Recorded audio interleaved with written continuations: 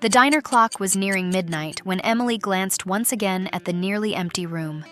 It was her fourth straight night pulling a double shift, and the late-night crowd was as predictable as ever: tired truckers, couples arguing softly, and a few loners lost in their own silence. She wiped down the counter with mechanical movements, already counting the minutes until closing time. But that night, something, or rather someone, broke the routine. He walked in alone, unhurried, with an unreadable expression on his face. He wore a dark jacket, and his eyes held stories no menu could ever explain. Emily noticed he didn't look away, not with arrogance, but like someone searching for something without knowing what. "Table for one?" she asked, masking her exhaustion behind a practiced smile. "The counter's fine," he replied, voice low and calm. She nodded, already pouring the coffee before he could ask. There was something about him, a silence too heavy to be mere shyness. It was as if he were trying to hold himself together. When she placed the cup in front of him, he looked at her a second longer than most would. "Name?" she asked, scribbling down his pancake order. "Nathan," she nodded again, but internally she registered that name with more focus than she wanted to admit. That night, between pancakes and silence, few words were exchanged, but the looks, those said plenty. Nathan didn't seem like an ordinary customer. There was a weight on his shoulders, the kind that comes from losing something too big to fit into words. Emily knew that look well. She didn't know who he was, and she didn't need to, because deep down something told her this wouldn't be just another night on the job. It would be the beginning of something that would change everything. The rain had started somewhere between the second refill of coffee and the third silence that stretched between them. Nathan kept his eyes on the cup, spinning it slowly, as if trying to read something in the reflections of the fluorescent lights above. Emily pretended to clean a perfectly clean surface just to stay close without seeming obvious. She wasn't sure what she wanted from him, only that she wasn't ready for him to leave. She'd seen countless customers come and go, people with stories she never got to know. But there was something about Nathan's silence that felt louder than words. A man who said little, but whose presence filled the entire room. "Rough day?" she asked softly, leaning slightly on the counter. He didn't answer right away, just breathed in, slow and heavy. "It's been a long few years." There was no follow-up, no explanation, but Emily understood. Sometimes a single sentence carries a lifetime. He glanced up, meeting her eyes. "You ever get the feeling that the world just keeps spinning, and you're the only one standing still?" She could have answered with something witty, light, detached. Instead, she nodded. "Every day." And in that moment, a quiet connection formed. Not the kind built on attraction or charm, but the kind built in the aftermath of surviving. She didn't know his past, and he didn't ask about hers. They just existed, for a few brief moments, in the same emotional space. Before he left, he pulled a 20 from his wallet and placed it on the counter. "Keep the change," he said, already heading toward the door. But halfway there, he stopped, turned back and met her gaze again, this time not with pain, but with a flicker of hesitation. Or maybe hope. "What's your name?" "Emily." He nodded once, then left. The bell above the door rang once as he stepped into the rain, and then it was quiet again. Emily stood behind the counter for a long time, staring at the door. It was just a name, just a coffee, just a Tuesday night in a forgotten diner on the edge of town, but something about it felt different. Something about it felt like a beginning. Nathan didn't come back the next night, or the one after that. Emily tried not to wait, but found herself glancing at the door more often than before. There was something about that man that unsettled her, not because of his silence, but because of the intensity hidden in his gaze. On the third night, the bell over the entrance rang at 11:15 p.m. She didn't have to look. She knew it was him. This time he seemed less tired, not lighter, but not as faded. He sat in the same seat, and before he could say anything, Emily was already pouring the coffee. "I thought you were gone for good," she said, trying to hide the relief in her voice. "I was," he replied, "but I came back." Silence. Then, a faint smile tugged at his lips. "The coffee here is too good to forget." She laughed, but there was something more, an invisible weight between them. Nathan pulled a small black notebook from his jacket pocket. He placed it on the counter like one would place something fragile and valuable. I used to write stories, nothing special, just words that kept me together. Emily looked at the notebook, then at him. So why did you stop? He hesitated. His eyes drifted to the window, where the rain had started again, quietly. Because when she left, no word made sense anymore. Emily didn't ask who she was. She respected the space. But in that moment, she understood something that didn't need to be explained. Nathan wasn't just quiet. He was a story stuck inside. She pulled a chair and sat beside him, even though she was still on the clock. They sat there saying nothing, looking at the notebook as if it were a bridge. If you want, I can help you write again, she said gently. He turned to her slowly, and for the first time, looked at her like someone who had just been truly seen. Maybe that's exactly what I need. Their meetings began to happen naturally, no set times, no promises. But somehow Nathan always showed up. And Emily? She started pouring his coffee before he even stepped through the door. That night, unlike the others, he came in with the notebook already open. The blank pages had started to disappear. Scattered phrases, uneven paragraphs, ideas written in the rush of someone afraid of losing them. You're writing again, she said, her smile a mix of pride and surprise. Nathan nodded shyly. I don't know if it's any good, but it's honest. Emily took the notebook carefully, like holding something fragile. She read a few lines in silence. They weren't just stories, they were pieces of him. Are you writing about me? She asked, half joking. Nathan smiled, then replied with quiet sincerity, Maybe. Or maybe I'm writing because of you. She didn't know what to say, and she didn't have to. Sometimes the most touching words are the ones no one tries to force. That night, he wasn't just a customer, and she wasn't just a waitress. They were presence. They were pause. They were enough.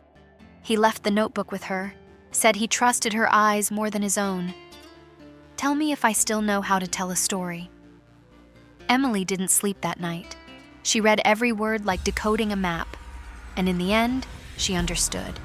Some stories don't need endings. They just need the courage to keep going. The next morning, the diner was empty. Emily took advantage of the calm to sit in the back, Nathan's notebook still in her hands. She had reread the pages so many times, she already knew some lines by heart.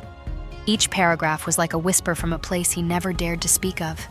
There were no names, but there was a woman, and a pain so dense it spilled between the lines. As she was lost in the writing, the bell above the door rang, but it wasn't Nathan. A poised woman walked in, holding a small purse and wearing sunglasses despite the cloudy day. Her steps were confident, and her presence shifted the energy of the room. Are you Emily? She asked directly. Emily nodded cautiously. I'm a friend of Nathan's, the woman said. I had to come here.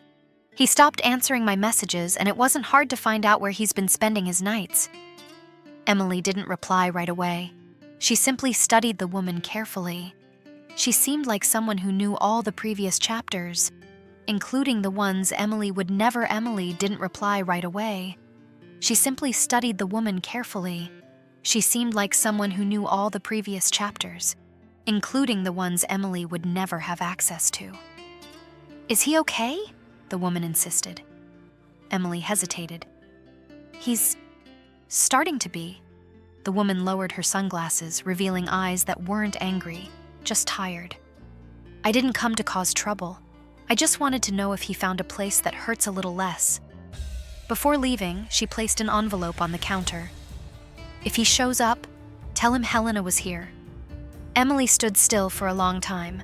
It wasn't just another night. The past had walked through the door and left a name behind. Helena, the woman who lived in the margins of everything he had written. Nathan came back that night, just like always, but something in him had changed. Emily saw it in the way he walked in, like someone who could sense something had shifted, even if he didn't know what. She was behind the counter, with Helena's envelope tucked inside her apron pocket, her heart weighed down by a choice she didn't want to make. He sat on his usual stool. She poured the coffee, as if everything was normal. "Did you write more?" she asked, trying to keep her voice steady. Nathan shook his head, offering a tired smile. "Not today. Spent the whole day reliving things I thought were buried." She paused, looked at him carefully, then took a breath and gently placed the envelope on the counter. Nathan froze. "She came by," Emily said softly. He didn't ask, "Who?" He already knew. The name was carved into the silence between them. "She seemed worried," she added. "Said she just wanted to know if you were okay, or at least trying to be." Nathan took the envelope but didn't open it. He just stared at it like he was holding a piece of time that still hurt. "Do you want to be alone?" Emily asked, not pushing. He shook his head slowly. Actually, I think this is the first time in a long time I don't want to go through this alone." She pulled up a chair, sat beside him, and said nothing else. She just stayed. And there, between a sealed envelope and a blank notebook, two very different silences learned how to exist together. That night, Emily understood something simple and deep. Sometimes what isn't said is what brings us closest. Nathan didn't open the envelope that night, nor the next. He carried it with him, carefully folded and tucked inside the notebook, as if its presence alone was enough to weigh down both his pocket and his soul. Emily didn't bring it up. She respected his time, his silence, the spaces still occupied by someone else. But one night, as she was closing the diner, she found Nathan still sitting at the counter, staring at the envelope like he had finally found the courage to listen to something he didn't want to hear. "Can I stay?" she asked. He simply nodded. And there, in the quiet of the night, he opened it. His hands trembled. His eyes scanned the words, written delicately but heavy with pain. It wasn't a letter of reconciliation. It was a farewell, an honest goodbye, even if late. Helena wasn't asking to return. She was asking for peace. When he finished reading, Nathan took a deep breath, as if returning air to a place that had forgotten how to breathe fully. "Do you still love her?" Emily asked in a soft voice. Nathan looked at her, not with guilt, not with longing, but with a sincerity that needed no explanations. "I always will, but that doesn't mean I want to go back." Emily didn't smile, didn't cry. She simply reached across the counter and touched his hand. And in that touch, he knew. Some loves we carry with us, and others, rarer ones, we choose to live. And maybe the page he never finished had finally found room to continue. After that night, Nathan didn't return for 2 days. Emily felt his absence like someone waiting for the next paragraph of a story too good to be left unfinished. She tried to keep busy at the diner, but her eyes always drifted to the empty stool. On the 3rd night, he came back. He carried the notebook, now missing a page, folded carefully inside an envelope. "For you," he said, handing her the paper. She opened it slowly. It wasn't a letter. It was a scene, a story. The waitress who listened more with her eyes than her ears. The man who learned to write again because someone had read him, even before he knew what he wanted to say. Emily read it all in silence, and when she finished, she looked at him like someone who had just been handed something sacred. "You wrote this for me?" Nathan took a deep breath. "I wrote it because you gave me back the pen." She closed the envelope carefully and pressed it to her chest. For the first time, Emily wasn't just part of the story. She was co-author. "And now?" she asked with a soft smile. Nathan opened the notebook to a new blank page and placed it between them. "Now, I think it's your turn to write." Emily held the pen with trembling hands. Not out of fear, but because she knew some stories are not meant to be written alone. They didn't kiss that night. There were no declarations, no promises, no gesture to confirm a romance. But something between them had shifted. Deeply. Nathan started arriving earlier. Emily began preparing 2 coffees instead of 1, and even without saying a word, they already knew where to sit, what to bring, and when to honor each other's silence. "Sometimes," he wrote. "Sometimes," she simply stared out the window, notebook on her lap, her mind filled with unwritten scenes. It was a routine made of unsaid things, of presence that filled space without needing to touch, of glances that no longer needed translation. One evening, as she was closing the diner, he arrived holding a book, an old copy of Wuthering Heights. "Is that yours?" she asked, surprised. "It was hers," he said, "but today, I think it should be yours." Emily took the book gently, as if receiving an heirloom. Inside there were notes, old, intense, aching, but there was also space, blank margins. "What if we wrote something here together?" she suggested. He smiled, not the smile of relief, but the kind of smile that comes when you finally understand that love doesn't need to begin with a yes or end with a goodbye. Sometimes love just needs a blank page and someone willing to fill it with whatever is possible. Summer arrived without warning, long days and warm nights. Nathan kept writing, but now out of joy, not as a release nor a plea for rescue. The words came easier, like someone who had finally found a place to rest. Emily read each scene like watching a life being rebuilt before her eyes.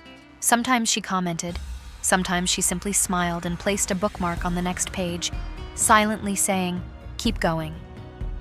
The diner was still the same, but to them, it felt almost like home.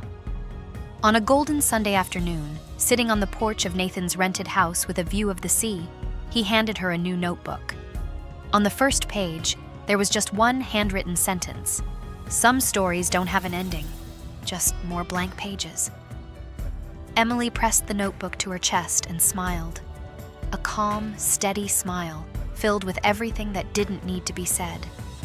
She looked at him, now without the heaviness he once carried, and she knew, no matter what the future held, this story between them would always have room for one more line.